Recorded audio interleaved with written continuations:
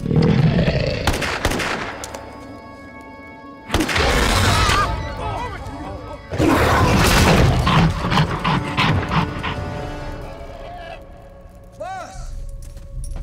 Boss! Went this way. I don't know what it is, but it's bleeding.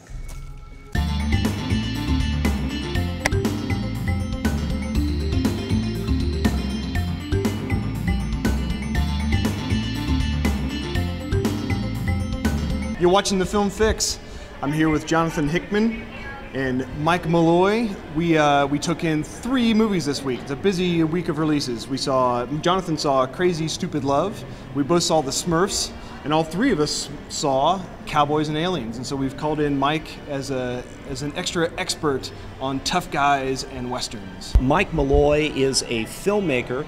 You're now making your home in Macon, Georgia. You were in Atlanta, and it's so appropriate for us to talk with Mike tonight because he was a part of, as a producer and as one of the principal actors in the film, a movie called The Scarlet Worm, which, as I understand it, got distribution, and we're going to see it possibly in Redbox, possibly on VOD very soon. Yes, yes, always. And that's why you're here. You want to tell us about The Scarlet Worm, which I have seen, and I can tell you, if you like spaghetti westerns, you're totally going to like this one because it's a modern twist, even though it's set in, what, 1901?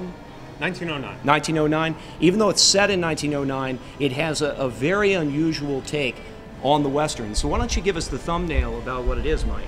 Well, as you mentioned, we just came out of Cowboys and Aliens. We've had about just over 100 years of the Western now. The Great Train Robbery was right. 1903. 1903. Okay. So we've had over 100 years of the Western, and some people may wonder the state of the genre, how much life it has left in it. And if the studio Westerns are any indication, you got 2 courses, you got 2 routes. You got the genre hybrids, which we just saw, mixing, the Western with the horse opera with sci-fi, mixing it. We had Jonah Hex last year, which brought in fantastical elements. We got a remake of Cutthroats 9, which is a horror Western on the horizon. So that's one path. The other path of making a hit Western is, 310 to Yuma, True Grit remakes. And we thought that there was middle ground. There's still new original stories to be told that is still, in the traditional Western idiom. It doesn't need to resort to any kind of outrageous genre hybrids, and we don't have to rehash, hit films. There is a middle ground. So that's what we wanted to do with The Scarlet Worm, which is, to the best of our knowledge, the world's first abortion Western. It also has the kind of a dandy assassin hero that, He's such a dandy. Yeah, he's a very learned 20th century man surrounded by a bunch of yahoos and, very 19th century style brutes. So we thought it was bringing those 2 new things to the, our hero is just, hung up and obsessed with having creativity and flourish and poetry to his killings. And that's not something that I'd seen, at least not to the point where it almost becomes like a hang-up for the hero. And I can say that one of the scenes is the movie is very brutal, and it's brutal on a number of levels. And one of the scenes you have your I guess anti-hero in a way. He is a bad guy he's a good guy and a bad guy. He's a little both. He has a code. But he puts, early on in the film, he puts somebody inside the carcass of a bull, right? Right. He finds a cattle rustler, and so he teaches him a good lesson. Yes, yes. Well, not so much teaches him as it happens after the fact. But yeah, all other cattle rustlers,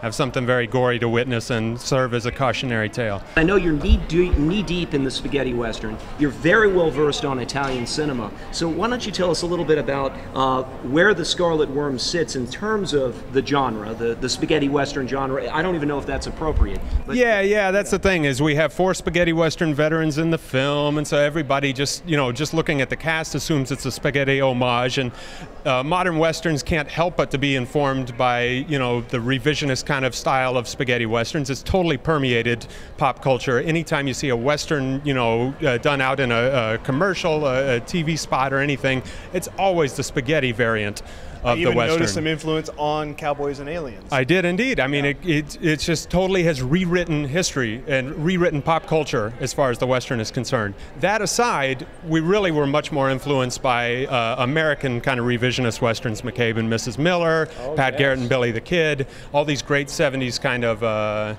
we didn't want to go spaghetti homage. The whole thing, this whole homage thing has gotten out of control since Grindhouse. Everybody's doing these kind of Grindhouse things. I understand what you're saying with the homages. It ends up being one long series of quotations, which is not what you were trying to do with the Scarlet Worm, right? Or just, pastiches in general are just a little tired. I mean, good God, I just want to see new and fresh and original stuff out there. And I want to be, as a filmmaker, I really don't want to commit my time and my energy to anything that doesn't bring something new to the body of cinema.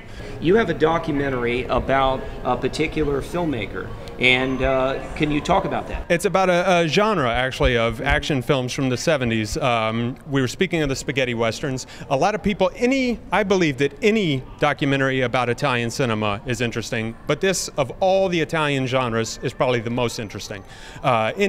The Italians, they had no TV up until like the late 70s, so they went to the movies 4 or 5 times a week, many, many more times than Americans did. So they just had to crank out movies, and their style of movie making meant they shot without live sound. They had the actors, even leading men, big popular leading men, doing their own stunts, and they had to steal shots. They ran out in public with no permits. They did car chases without closing the streets. All that kind of stuff is very interesting. Now, these police movies, you see, the spaghetti westerns kind of ran their course in the early 70s, and right about that time, the Americans had Dirty Harry and The Godfather. And so then the Italians decided, well, we'll spend the rest of the 70s ripping off Dirty Harry and The Godfather. Police movies and gangster movies.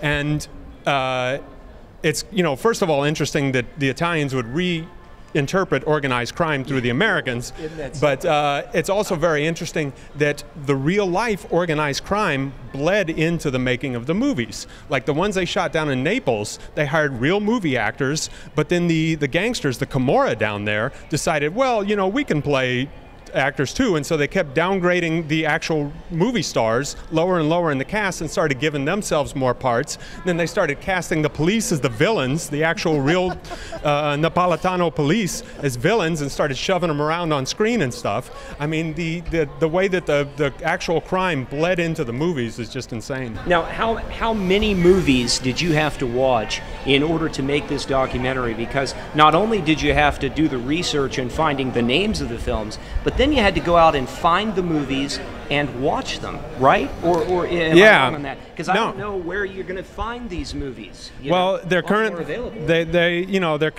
they haven't penetrated the U.S. like some of the other Italian genres have. Spaghetti westerns is a household word here in America. People know about the sword and sandal movies like Hercules and all that came out of Italy. But yeah, the police films, the crime films have not really. So yeah, a lot of them, gray market discs and whatnot. The bummer about it is that so many people we had opportunities to interview, and that meant I had to watch their whole filmography and stuff, and then the interview for one reason or another would fall through, and I would have watched 16 films and written all these detailed questions and stuff. And so when people wonder why it took more than why it took years to make this documentary, there's a lot of work that goes into a project that sometimes nobody ever appreciates. What is the name of the documentary so that we don't miss that? It's entitled EUROCRIME, the Italian cop and gangster films that ruled the 70s.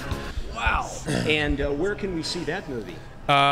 We just completed it. It's in negotiation with a number of film festivals right now, and yeah. And I'm sure that it would be fascinating to people who are fans of movies in general, not only the genre, but movies in general. Yeah, you don't have to know the genre at all to appreciate the stories, because it's the making of stories that are so fascinating. Like I said, the real-life crime bleeding over into the movies themselves. I think that hooked me alone, actually. Well, yeah, really. I mean, it sounds fascinating, and I don't know that I've seen that many of the movies, but give us just a little, I guess, glimpse into that world so that people out there, what should they look for in Italian cinema? We have Netflix now. There are some of the films that are making making it onto some of the streaming legitimate DVDs, streaming databases, or available on DVD. Yeah, you don't have to go and get them from, I guess, a third party that ripped them off. What are some of the films? What are the cream of the crop that we should recommend to our people at home? Well, there's a video label that's been operating in Europe for years that finally has come into the U.S. Raro is the name of the video label, and Raro USA just launched, I think, in February this year,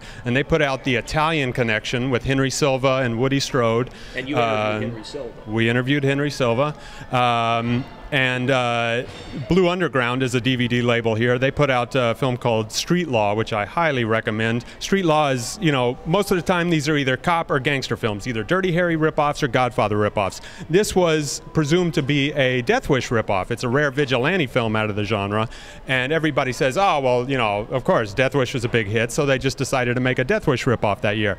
Actually, according to the director, his film predates Death Wish. I guess last thing we want to get is your take on Cowboys and Aliens, because you did see the film with us.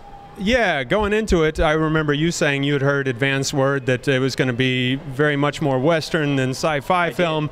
To me, it seemed like a big, noisy blockbuster with Western characters. It really, it didn't, like, you know, it was kind of the score was kind of like a mix of electronic and orchestral. It was not like some kind of Magnificent Seven sweeping Bernstein. Was it Bernstein that did Magnificent Seven? I believe so. Yes, it was not, yes, you know, I would have loved to have had, you know, first of all, been just totally convinced that it was a Western and then introduce the element of sci-fi, and the movie really didn't do that for me. There was that kind of neat moment where everybody's out on Main Street and they're having this big kind of face-off, and then these mysterious lights appear on the horizon. And I really had hope for the movie in that one moment, because I was like, man, this is going to be mysterious and atmospheric, and, you know, even though we know that they're aliens, the characters are going to have some mystery about it, and, you know, they're out in the wilderness, and there's these strange lights, and it's spooky, and it's tapping into, you know, early man feelings of like, what is this? I'm out in the middle of nowhere.